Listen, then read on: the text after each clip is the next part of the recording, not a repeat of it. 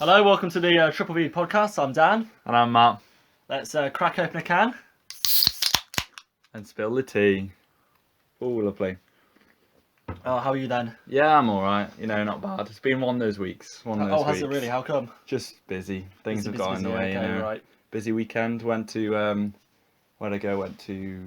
Oh my god, Oxford. I went to Oxford for korfball, which was exciting, yeah. Korfball as featured in, I believe, week 2 of Yeah, Triple we V, had a yes, little, yeah. if you've not listened to it, and you don't know what korfball is, we recommend going back to podcast 2. Yeah. List that there. But yeah, it was good, we won, so. Lovely. Very good. It's just been busy, but Busy, yeah. And that's why last week, I'm afraid, last Thursday we had no podcast, but apologies for that. apologies, yeah. So we're actually recording on Tuesday, but we're going to release it on Thursday, and so it'll be election day by the day it comes out, and so in a few hours it's been released. The result will happen, but we'll come to that later. We'll get serious later. I think we'll begin with, if I'm allowed to, go for it. My POVVV, so my point of view, and my view is that indie pop gigs and pop gigs in general, there has to be a ban or a self-imposed ban on moshing.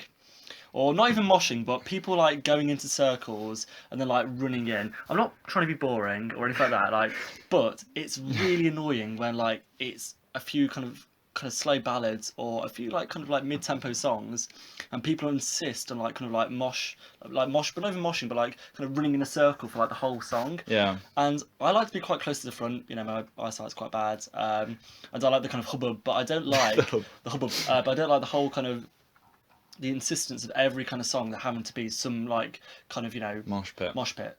Maybe for like the final song, or if you're going to see a band harder than say Foo Fighters, of course, yeah, have mosh pits there. For like metal or like some kind of like old school rock, go for moshing, but don't go for moshing at. So the level is Foo Fighters and above. It has to be. I you think can't so, yes. mosh to. Yeah. Anything below Foo Fighters is really not allowed. Yeah, and when I say Foo Fighters, I mean like kind of like hardcore Foo Fighters, like proper like. Not like kind of Foo Fighters, like gentle, not like poppy Foo Fighters. You've set the bar very high for a no moshing policy. I don't think that's particularly high. I think that's. I think you can mosh to some really good, like less hard songs, basically. Such as. Well, I mean, I went to see Catfish on the Bottom the other day, and there was, I agree, an excessive amount of moshing. Like from the first song onwards, we had like 4 mosh pits, and that was mental. At one point, we genuinely squished between 2 mosh pits. Yeah. But at the same time, like some of their songs are absolutely worth moshing to. But do you think it's great fun? Okay. It is really fun. Like you feel so free and like part of something, Yeah. Do you feel overall though, like the kind of the mosh kind of like, or the moshing kind of took away from the whole experience? Do you think that if you went to that gig and everyone's kind of bouncing around, having a good time, that would have been better than like every song being an excuse for mosh pit? No, because I think the mosh pit is an important part of the gig experience. Some socks are a bit soggy. Okay. Well, I agree. Just because it's so much fun. Okay. Like it is. It's freeing. You literally go in, you jump about, you bounce about, you have a bit of fun, and no one cares. Like it's sort of carefree, and you really are like part of the song and really part of the experience. And also the bands love it. When I remember at Vale Fest, which is a University of Birmingham festival. It must have been our first year Vale Fest. The band shouted us out for doing a little mosh pit in the middle. But then we got shouted out actually so we got a whole university group page called Fab and Fresh on Facebook, and we got criticised massively for the most, was it bougie or the most bourgeois mosh pit ever. They said it was an extremely middle class and poor effort. Yeah. Okay. But they didn't personally have a go at us. They didn't say, Matt and Dan, that was awful. But it was our grouping, wasn't it? It was our group of people. I was quite proud of the fact we made that mosh pit. I think for me, the kind of crowd that kind of moshing brings as well. So like the kind of like indie crowd that kind of like is associated with moshing, like they are the people who chuck kind of cups of piss in the air, and who, I mean, this is quite probably TMI, but I went to a Foles gig several years ago, and it went for the encore. I lost my friends. Like they were like basically we all got separated because of pushing, and like the moshing was just basically excessive. The music was amazing, and to be honest, for a few like Foles songs, moshing is good. And I don't kind of like condemn moshing in the encore because it works. But the same kind of people who were moshing was the same kind of person who they basically peed into a cup and then didn't kind of throw it up in the air. I think they're quite wasted. They chest passed it to me. and then my whole top got covered in piss. Yeah. And so therefore, I had to, on the way out from the venue, then go and buy one of like £25 like tops from the merchandise store. So I didn't Yeah. go home from Birmingham to Leicestershire in a covered, top covered in piss. So, Yeah, that's not ideal. I mean, it's funny though. well, not funny to me. A funny story looking back, but yeah. I love the image of them chest passing it to you. Yes, yeah. So, That's it. Well, but I could literally see them doing it. So it's Yeah. like, two steps twice, which is a great like song. Everyone like kind of like moshes and like kind of boogies to it at the Foles gig. Yeah. But I could kind of see corner of my eye a guy with like a big kind of green almost kind of cup of wee and golden Yeah. shower, basically. Oh. Yeah, so disgusting. But to yeah. be fair, well, at Catfish, I saw someone going to toilet in a cup, and then he looked up and we made eye contact, and I like shook my head, and then he nodded and chucked it the other way, and it was like, oh my god, what are you doing? But also, thank you so much for not chucking it in our direction. But I feel like that's not really relevant to the mosh pitting. I just think mosh pits are like so good; they're really fun. I do accept that there is sometimes excessive mosh pitting, Okay. but generally, I am in favour. Okay, fair. No, I feel like several years ago I was where you are, but I kind of feel like going to like quite a few gigs. I'm not saying you haven't, but I think like now, like I kind of feel like when I go to a gig, I want to kind of like stand there, And enjoy your music. dance, have a few drinks, but not like necessarily like mosh every song. It is probably. I don't know. I don't want to generalize. It's probably more of a young person Yeah, thing possibly, to do yes. to mosh. Yeah. Because people with that in their old age, they don't have the knees for dancing Possibly, about in yeah, the mosh possibly. pit, do they? And also, like, it's not really moshing as well. What they do, like, they basically, it's called we call it moshing, but like they go into a circle, bounce around for a bit. Like, it's not proper like kind of hardcore kind of head banging kind of moshing. And Yeah. I respect the art of the mosh. Like, I Really? do respect a proper good mosh. It's a skill, it's a skill in itself, really, isn't it? So, but I don't respect people who like pogo. Like and bash into people. That's not. On the one hand, you're saying the moshes these days are too weak, but at the same time, you're saying there's too much. I'm saying a proper good mosh is an art to behold and should be respected. Fair enough. And is a part of kind of organic grassroots part of kind of metal music. However, in kind of indie music and indie pop, it's a unnecessary, annoying. Feature of gigs, which I don't really think has to. Shouldn't really be there. So that was a very passionate declaration. Of, I think it was. Your anti-moshing. Should we do the whole kind of Boris Corbyn handshake? Okay, we're doing the handshake. We'll agree to disagree. Yes, yeah. That's all right. It was good. On a lighter note, this week we, as a house, we had a Christmas meal. Got a curry in. It's really nice. But we also did Secret Santa, which was good. We do it on this fancy online website now, where someone puts their names in, and then everyone gets sent an email about who they've got, and you can put on funny recommended stuff that you think they should buy. Shout out to Jamie, who's our tech wizard. He did all that for us, so thank you very much, Jamie. Good. So it was really good. Yeah. Yes, yeah. Were you happy with this Secret Santa? Very, yeah. So I got the person I received a gift from was Helena, and I got a kind of history kind of card game I quite liked. Yet to play, but it was nice, and then also some like pack of Maltesers, so pretty good. And that's really received... good. I got we've been in the sort of protest mood recently, and the person who gave me my present, Sam, he thought one of my banners wasn't really up to scratch, so he decided to buy me a lovely banner making kit. So I got pens, pencils, paint, scissors, sellotape, all that sort of stuff, so I can make a superior banner next time. So that was really cool. And I also got a Newcastle United calendar. It's slightly different because it's a nude calendar, and basically there was no graphic images on this calendar. Well, they're fairly graphic. They were quite. It was topless. Impressive Photoshop work, I thought. Very, because it looked literally that the heads were like molded onto the body. So Sam photoshopped the picture of the Newcastle United player onto the chest of a naked man, basically. Because I don't have Photoshop, so I'd have done on paint or something. So kind of like it would have been very, very bad. Like if I'd done it, you could easily kind of tell that the head and the body weren't matching. But I thought it was very well made. It was very amazing. Yeah, and that's not even the final version. Apparently that's due to come in the post. So I look forward to. He did very well. I think so. What about you bought? I bought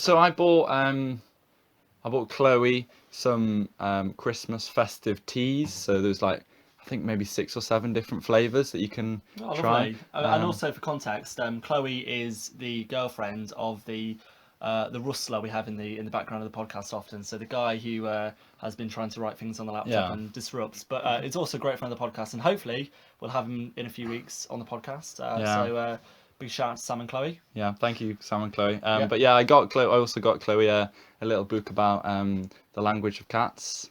Yes, So, I had a like, flick through the other day actually. Yes, It looks really interesting, and like, it's written and it by got an good actual, reviews. Like, phonetic kind of scientist. Like, Yeah. it's quite a It's genuinely quite scientific. Exactly, It's not yes, yeah, pseudoscience, yeah, that's yeah. for sure. no pseudoscience. So yeah, that's should be interesting. Chloe really loves cats, so hopefully that went down well. I hope. Yeah.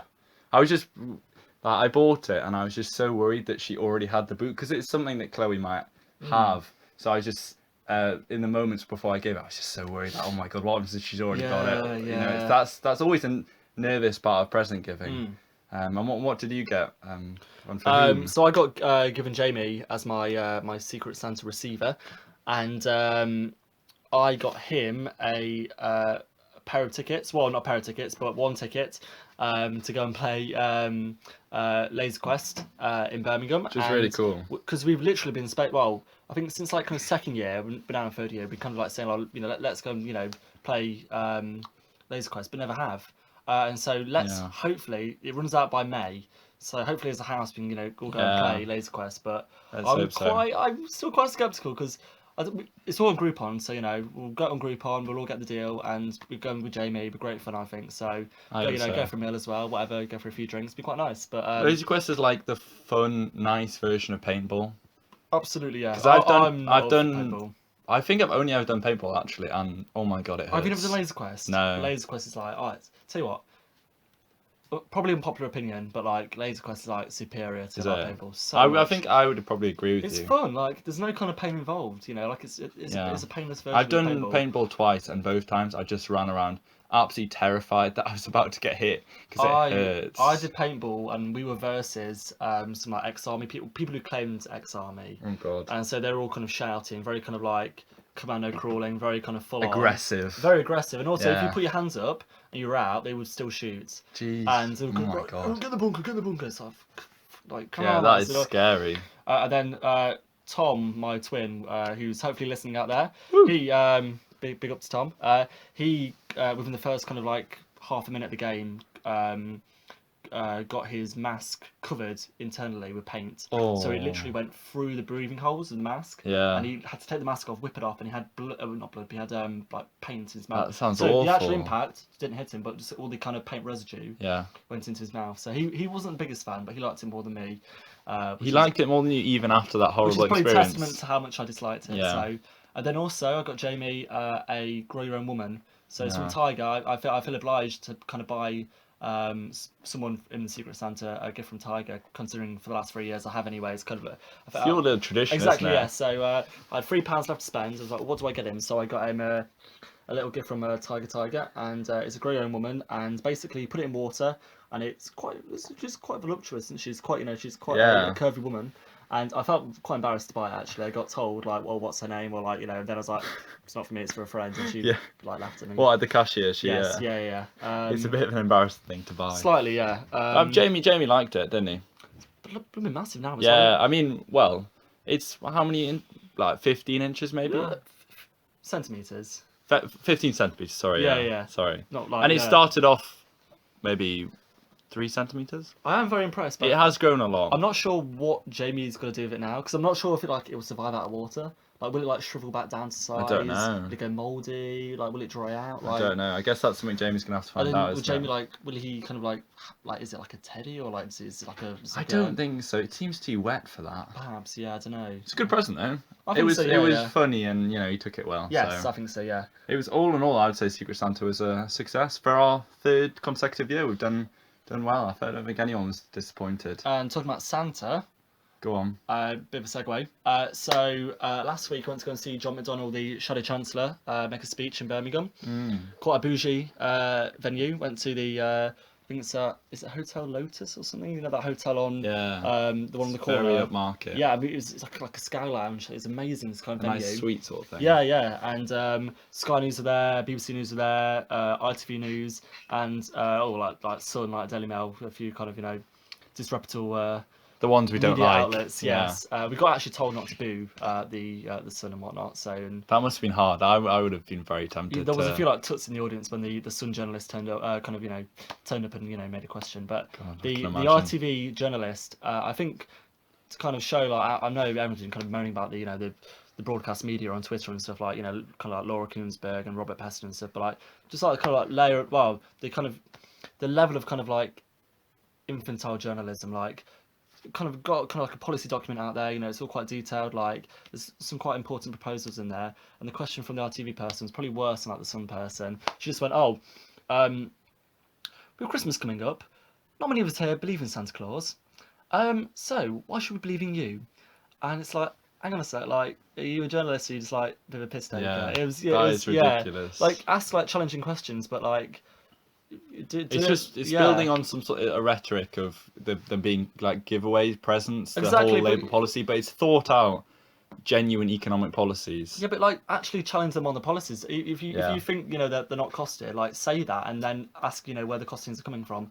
Don't was she trying to be funny? I don't know. Like I guess that sort of stuff doesn't get the clickbait, and that's what journalists are after these days. I Clickbait. suppose so. Yeah. But still, like I thought ITV News is quite a serious kind of outlet. I thought they might be there to ask a question. They've come probably from London to Birmingham. Like why are they asking that? Like, You would expect better, wouldn't you? you get one question at a press conference, and you're asking quite a senior politician like John McDonnell.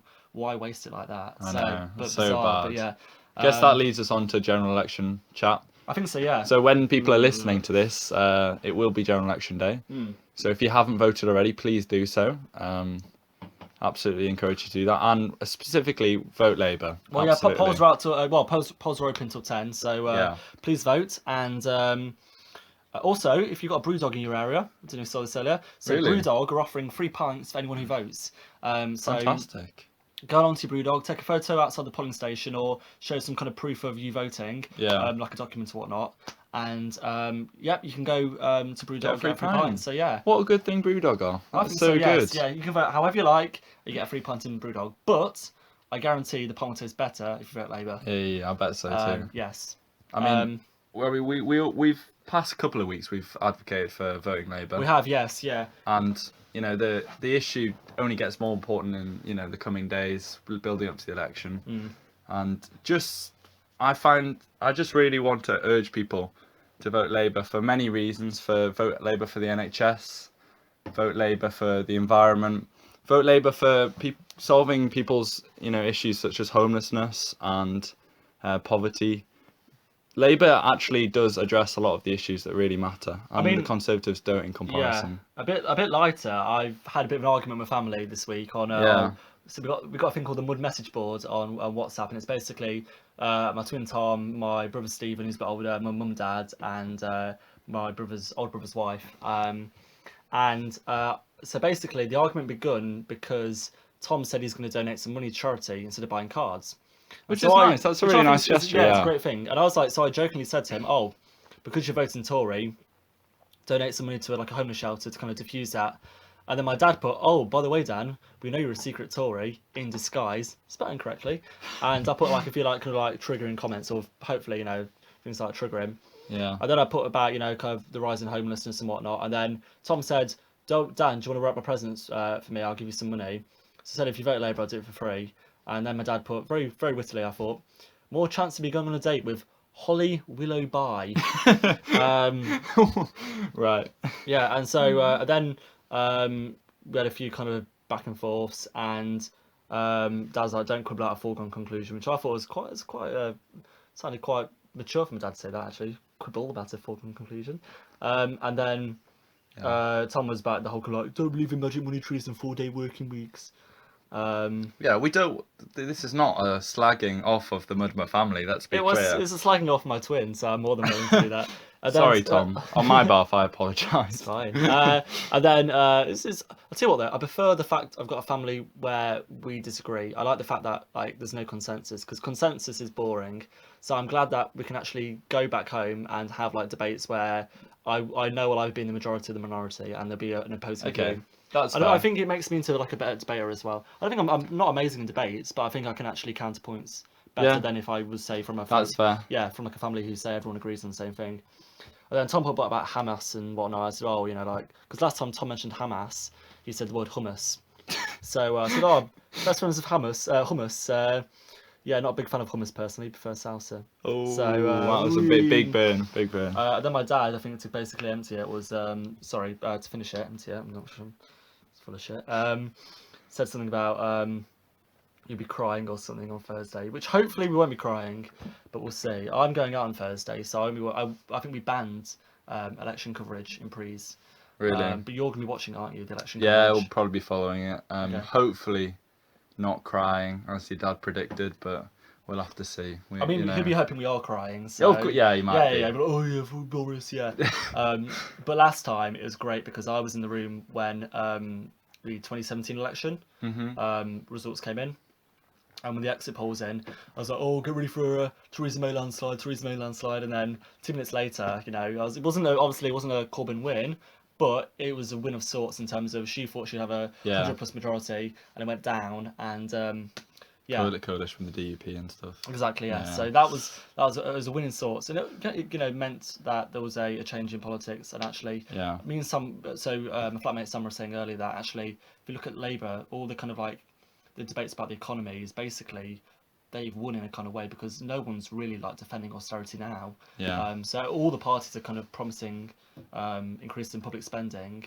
Yeah. Whether they'll deliver on it is not, it's another question. And but... now, like Labour is saying, you know, there will be tax increases. The Conservatives are saying there won't be, and so who's kind of, you know, the more kind of fiscally kind of credible? Like it probably is Labour because I would say so. Yeah, exactly definitely. because the Tories everything's unspent, you know, uncosted. So it's I just don't understand. So many people say that the Conservatives are so much more trusted with the economy, things like that. But we've witnessed 9 years now of them failing to deal with issues such as increasing poverty and increasing failure of the NHS and things like that. And I don't understand how the Conservatives will say, well, we'll deal with this issue. But you've had years and years and years to deal with it and you've done nothing. And the fact that their manifesto is not costed. I don't understand. If Labour did that, they would be ripped to shreds. And it's not fair. And also, like, people go, oh, you know, Labour will, like, you know, be an absolute economic disaster. But, like, surely, like, rising homelessness is gone over double. You know, families using food banks over 1 million. And not 1 million families, over 1 million people. Yeah. Rising number of people in insecure work. Is that not, you know, an economic disaster? Like, Yeah. And then counter that with also, you know, billions of people, you know, billionaires becoming richer and richer every year, and you know, driving by in the Bentleys while there's a growing number of homeless people on the streets. The thing is that the reality is it's not a disaster for the people who are in power, is it? Exactly. And the people in the media. So yeah. So when they say economic disaster, what they actually mean is it's a bit slightly more tougher for them, but actually they've got wider shoulders; they can carry the burden. So increased equality, basically. Exactly. Yes. Yeah. So we can only urge people to vote Labour. Yeah. And I agree. I mean, we saw a shocking thing about Boris Johnson. I mean, literally could say numerous shocking things about him, but one thing was he got a flight from, I think it was Doncaster to Darlington, or it perhaps might have been. Maybe it was Darlington. It's one of the two, but it was a very, very short flight. You couldn't get the train in about 53 minutes, and he got a flight, which was about 35 minutes. Yeah, so it's slightly shorter, but he basically just under halved his time. Exactly. Yes. To get a flight, which is, I mean, how can we trust this man to deal with our environment? And when we got 12 years to solve the climate crisis, and this man is flying from 2 Yorkshire towns, genuinely, the mind boggles. The mind really boggles. And I guess that leads to our kind of focus on climate change very briefly, because you've been doing some excellent work this week, Dan. Last week, Dan. Yes, have you. So for the last kind of couple of weeks, we've been kind of focusing with Amnesty International on campus a climate change campaign. So we want the university to kind of recognise the climate crisis, which affects the world's poorest and basically the people who didn't cause it. So they get the heaviest kind of burden from the climate crisis, and it's happening now. You know, people are affected now. 100%. It's not like it will happen in the future. Literally, there's people on the ground who are seeing all the negative effects of climate change. And so we've been campaigning for the university to set up a climate emergency and to have a student staff working group and have several kind of proposals to basically counter the damage that's been done currently by the university, such as investing in fossil fuel companies, the amount of plastic used on campus, etc. And that campaign's been going really well so far. We've had several hundred signatures, which obviously is not enough. Like that often by itself, that's meaningless because it's important, but it's not. It's one step of the campaign, and hopefully we'll be meeting with. We asked the guild for a meeting as well for them to lobby the vice chancellor, and we've got kind of several steps which we'll be kind of doing between now and Christmas and after Christmas as well, working with XR on campus, and it's going well so far. Yeah, though, so, definitely. It's such an important issue, and it's like within our power as university students, it's our opportunity to make our voices clear to them and to the vice chancellor, to everyone, that this is an important issue. And if we can leave university with Birmingham University being more capable of dealing with environmental issues, then it's been a success, I would say. And certainly this petition and the letter that's going to go to the vice chancellor absolutely is pointed in the right direction. So I think it's going really well. Exactly, yeah, and also like other universities have already done it. So like, we wouldn't be in the vanguard particularly. We would literally kind of be falling in line with other universities. So I don't see a reason for not doing it. I mean, it's hard work. It's a lot of things to organise, but there's no alternative. There really is, like, you have to deal with it. Like there's, if you're, creating a massive amount of carbon per year, and you are a very negative contributor to the environmental crisis, then you actually have to deal with that. And definitely, at the moment the university is not. Do you think university is like a place of sort of intellect and liberal thought? Exactly, yeah. The idea that they're not sort of leading advocates in dealing with the crisis. They should be. They should be the ones doing the research. I think they are on the environmental crisis, but they should also be the ones acting. Exactly, because there's no point in such if you're not going to act upon it. It has to be practical implications, and the university is failing. And it's really quite moral, really. It's not just a case of it being a scientific issue. Like there's people now, literally now, who are negatively affected by the climate crisis, who are dying in shanty towns in South America, who need action to be taken sooner rather than later. And it won't be a lot of rich people in the world who have been the biggest, the kind of fossil fuel kind of CEOs. They can afford to move their property and to live somewhere else, and they can afford to take private flights and whatnot, and they can afford to not be affected by the climate change issue as much. But it's the world's poor have no responsibility at all, who are the most affected. And so it really is it's an issue of justice as opposed to just a scientific. I feel like I think the fact that Amnesty International are representing it as an issue is really important, because it shows that it's not just an environmental group issue. It is an issue for everyone, an issue for now. And if we don't act now, everyone will pay the repercussions. Exactly. Yes. Yeah. I think so.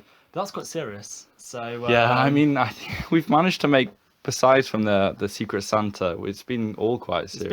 It's been quite, But I think it's good. I think, next week though we've got a Christmas special. Yeah, so we do have a Christmas special. But thank you for keeping with us. So, we'll do one more little serious bit, but also quite nice in a way, because Banksy, I think it was it was yesterday. I mean, I know nothing about this, so I can fill you in. You tell me, yes. Basically, Banksy posted on Instagram a short video of his new art in Birmingham, which is really cool. Like, to think we're so close to that. It's in Digbeth, which is a kind of like re-gentrified area, and there's a short video of this homeless man lying on a bench, and there are sort of reindeers leading off from the bench, and the idea is it highlights the issue of homelessness, which we've discussed already, how it needs to be addressed, how it's on the rise. Right, yeah. And Banksy's just such a good thing. Yeah, and what a guy. Yeah, genuinely, it's Could be so a guy, good. Well, it could be anything, couldn't it? Yeah, but I think what a he's person. a person, yeah.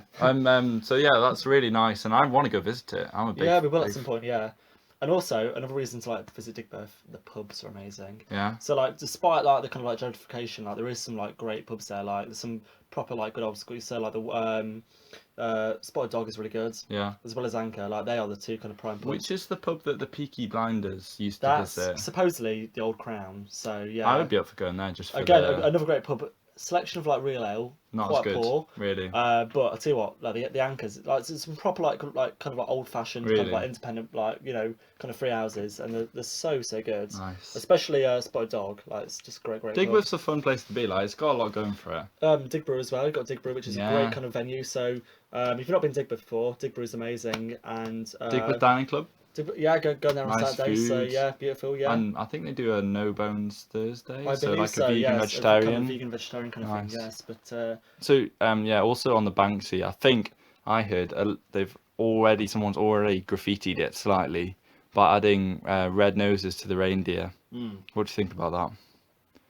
public art. I think it's good. Yeah.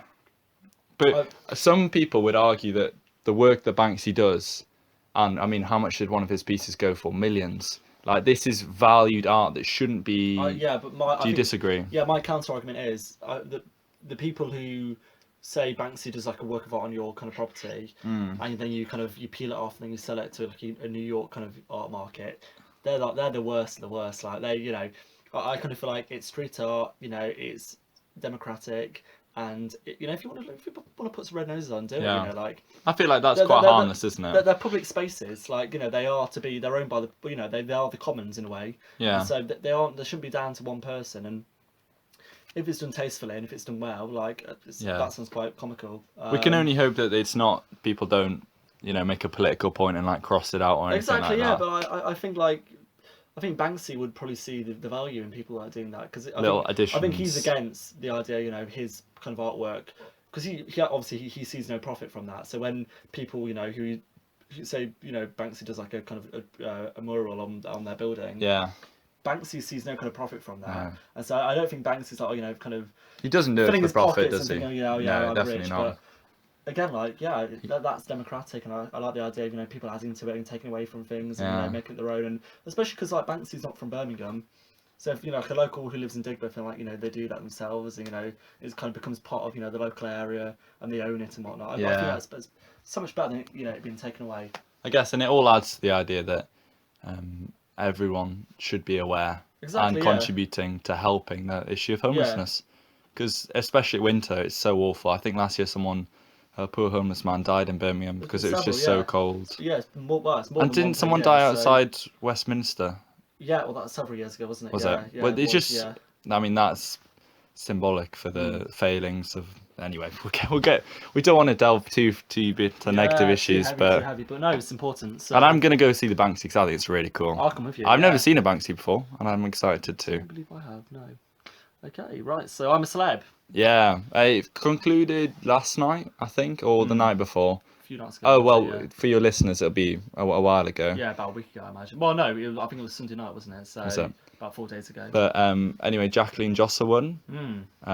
And yeah, I think that's alright. I quite like her. I thought she came across quite well. Yeah. One of our housemates, Chloe, wasn't a massive fan. Oh really? Okay.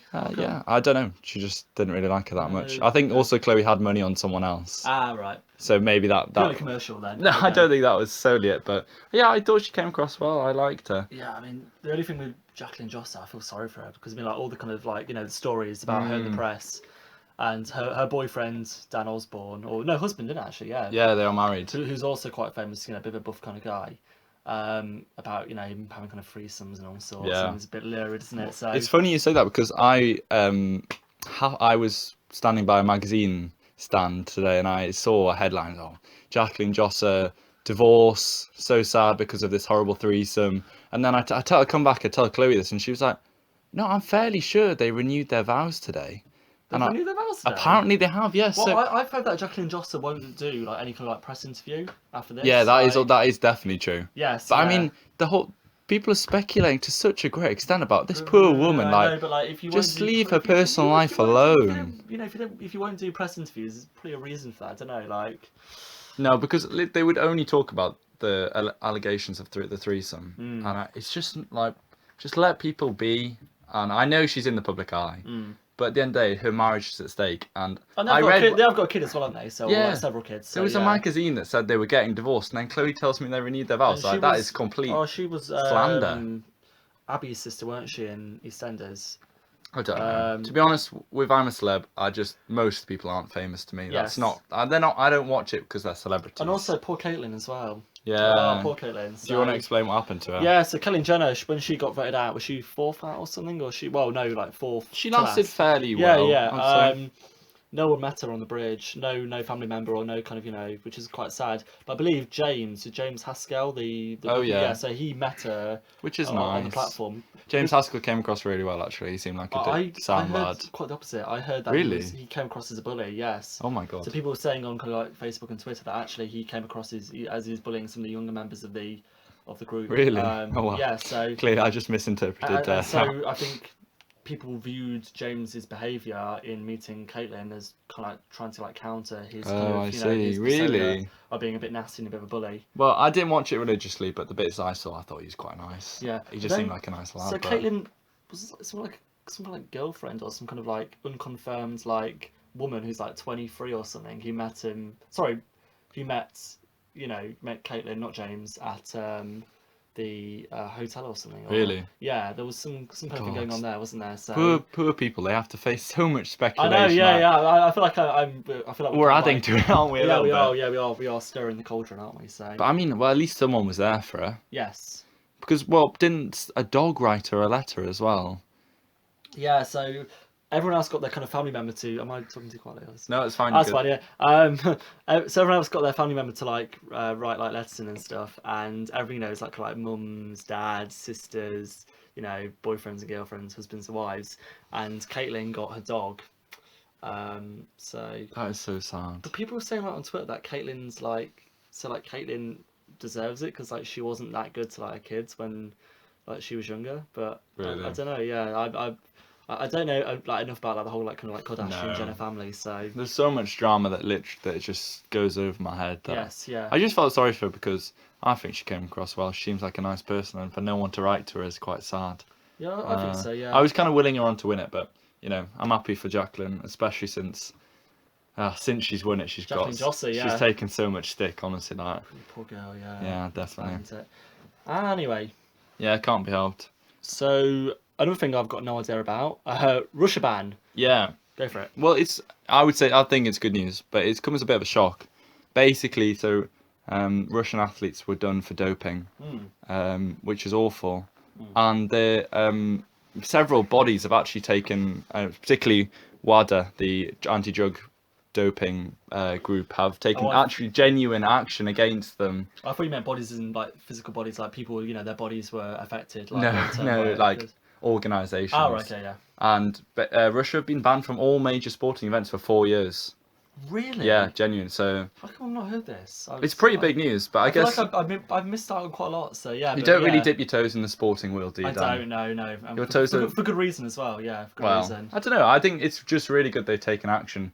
I feel sorry for the athletes who were Russian and didn't dope, because not only did they stay with their principles, but now they're being punished for everyone else's actions. But can they not run in the? Is it called the? So like in the Olympics, they have like the non kind of like the non-citizens or like people who don't have a country. So, or I imagine not, because by that logic, then people who did dope would also be allowed to do that. Yes. Yeah. So I think it's just a blanket ban. Ban. But I think generally it's a good thing because obviously doping is so bad. Yes. Yeah. It's just I understand that in some circumstances people are very much bullied into it. Yeah, but it's like Lance Armstrong historically and famously bullied other cyclists into joining him. Yes. In doping, but isn't it kind of like a famous like?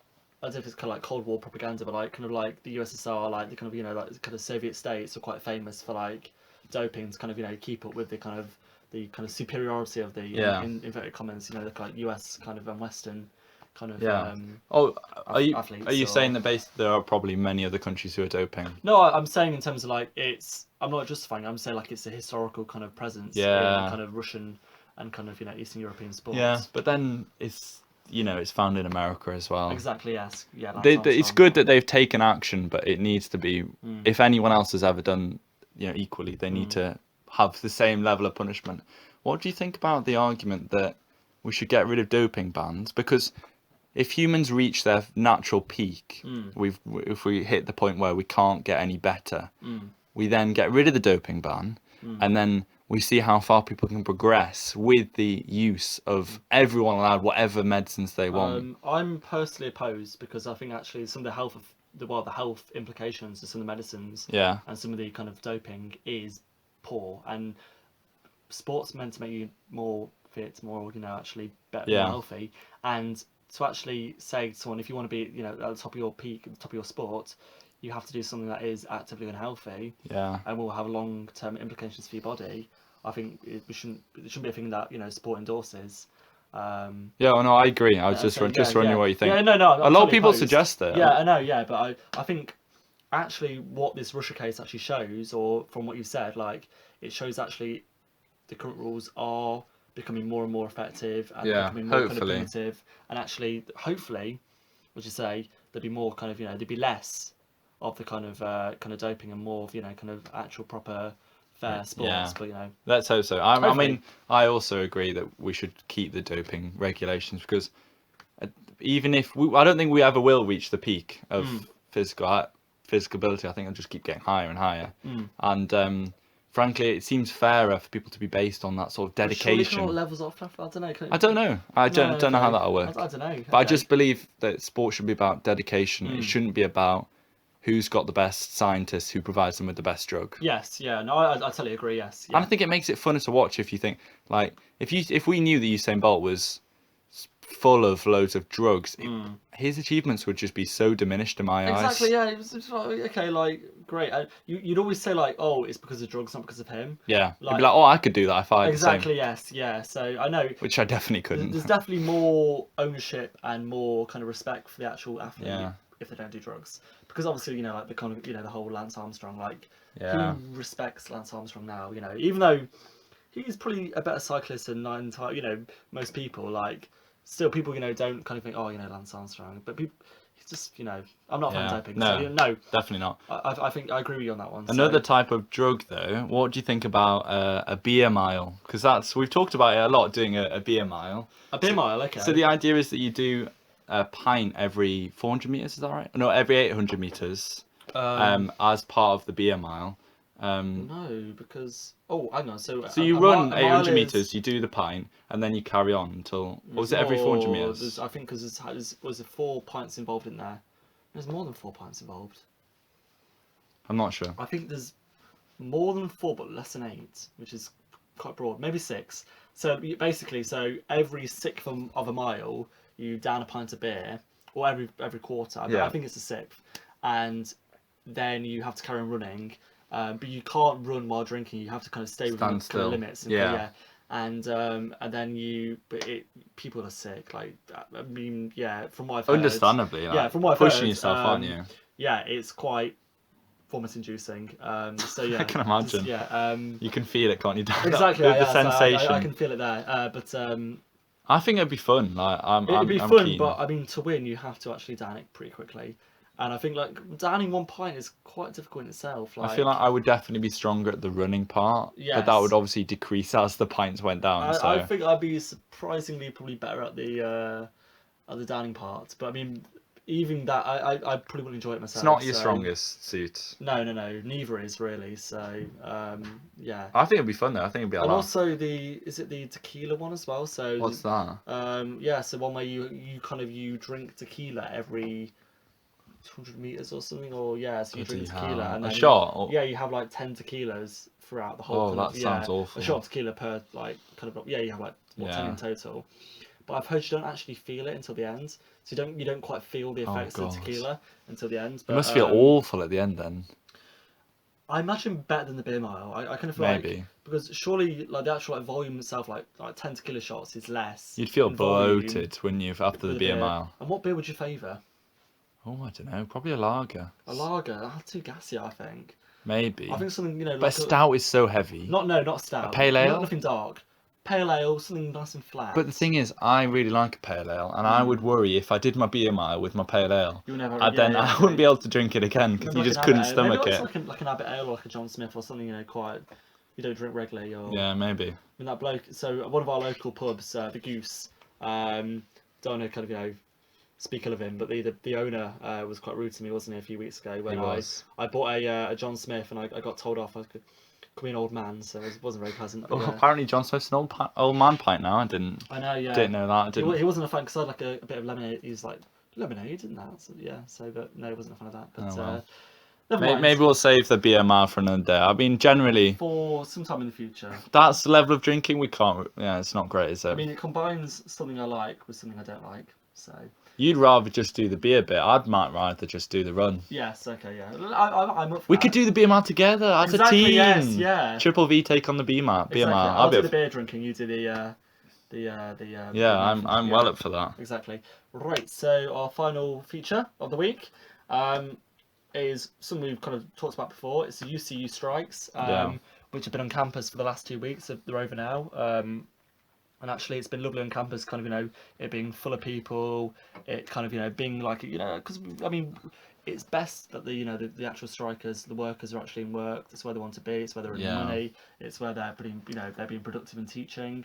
Campus is a much happier place. Of course it is, yeah. Definitely. And we had the final rally on Wednesday of the strike, and that was open to both staff and students. Well, that was. Could we talk about the rally on Tuesday first? I was not there, but you were, so yeah. Billy Bragg himself. Yes. Who was there? And if you're listening, Billy, massive fan, big inspiration. He's just he's such a good speaker. He speaks so eloquently, and his songs are so powerful. And what was he like then? Yeah, honestly, he came across really well. He's such a lovely man. Okay. And I think he was very down to earth. Was he? Yeah. And the fact that he was literally asked on Twitter, "Do you want to come and support this strike?" I saw the tweet, yeah. Like, such a good man to come and support this. And I said to him, when I met him, I shook his hand. He said, "Yeah, he's such an inspiration." And he said, "Well, no, I should be here. Like, I'm privileged enough to do that, to be here. It's you guys who've come down and who are on strike and not going to your things. It's you guys who are doing the good job." Genuinely, it's just, I know he trots that line out to everybody he meets, but still, it did resonate. And totally, yeah. He's just such a nice man. Bit of a hero, isn't he? Yeah. He is a hero. And I love his songs as well. It's some great music. like kind of versus the kind of BNP and stuff like. Yeah, he's a good guy. I like him a lot. So, I also quite like his little squabbles with Morrissey as well. Yes, yeah. Like, he really puts Morrissey in his place. Morrissey's a bit of a turd, isn't he? We're not a fan. Triple V is not a fan of Morrissey. Well, we like the music. So it's hard because we really do like the music. Yes, but we don't like the person. Yeah. So, but yeah. Whereas Billy Bragg, we like both. So although I think Morrissey's glad. I think Morrissey would be more happy the fact we don't like him. Although you're vegan, so Morrissey probably quite would, from that perspective. He might like do. You, so yes, yeah. But I mean, we clash with too many of our views, basically. Yeah. Possibly, yeah. I love the Guardian Morrissey squabble as well. That was really funny. He had we wore a T-shirt which had a go at the Guardian once on one of his gigs. I don't know why I find it so funny, to be honest. It's funny, and it's just sad as well because he's such a good singer and he makes such good music. It's really sad that he's been spoiled in that way. Anyway, sorry, back to strikes. Billy Bragg was great. So Tuesday that was, and Wednesday, so the final day of the strike. And we went to the rally outside the train station. Went a few speeches, really good. And yeah, great fun that was. And then we marched from the train station onto campus. Yeah. And we kind of singing kind of chants and whatnot. It was great fun, wasn't it? It was an important political point as well because the university had claimed that it was trespassing for any people who were on strike to enter university grounds, which is legally completely incorrect. And so by going onto campus, we were showing that we completely disregard that they've slandered the strikers by suggesting that. And it was a powerful move. As we approached the main building, they shut the doors, closing, and we were just like, they're scared. They're running scared. They really are. Yeah, I find it quite funny actually, because there weren't that many of us really, was there? Like, it was a good turnout. A good turnout, but it wasn't like we were threatening in any kind of way. We just kind of chanting with a few banners and a few placards, like. And we were never going to do anything threatening. Exactly. Anyway. Yeah. So, and the fact that they closed all the doors, there's several security there, people in kind of suits and kind of, is very, very bizarre. It was. But a police liaison person who was also there. Did. Overhanded and kind of very kind of bizarre. It was unnecessary. Yes, yeah.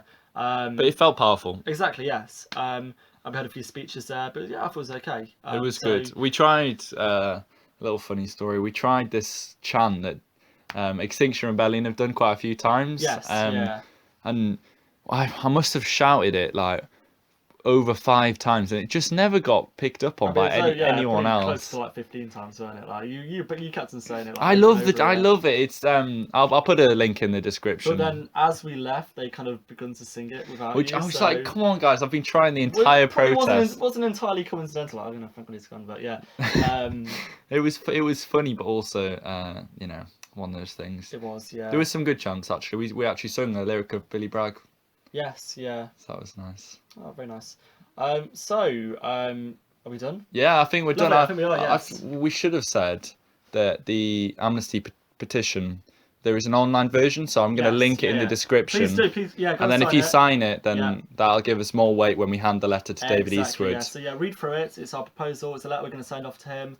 The man's a bit of an old fart, so it's quite difficult to get change with him. But you know, the more people power, the better. Yeah. And we have to try do democratic means. Exactly. Please support, and also please vote if you haven't yet on Thursday. So yeah, you got probably about 3 hours left, I guess, by the time it's actually posted on there. We'll see. It's open till 10 p.m. So please go and vote and get claim your free pint at Brewdog. And nice. next time we'll be Christmas special. Exactly. Yeah. Look forward to it. We're hoping to have a couple of guests on. A few guests on, yeah. We won't say who just yet because we don't want to promise, and they might not actually turn out. Yeah, and we will not be talking politics. We're going to ban politics. So sorry, guys. It has been quite heavy. It's been far too heavy, but I've enjoyed it. Me too. Hopefully you guys have. We can do the high five, the traditional high five to end. Let's go for it. Yeah. All right. Thanks, guys. All right, thanks for listening. Bye. Bye.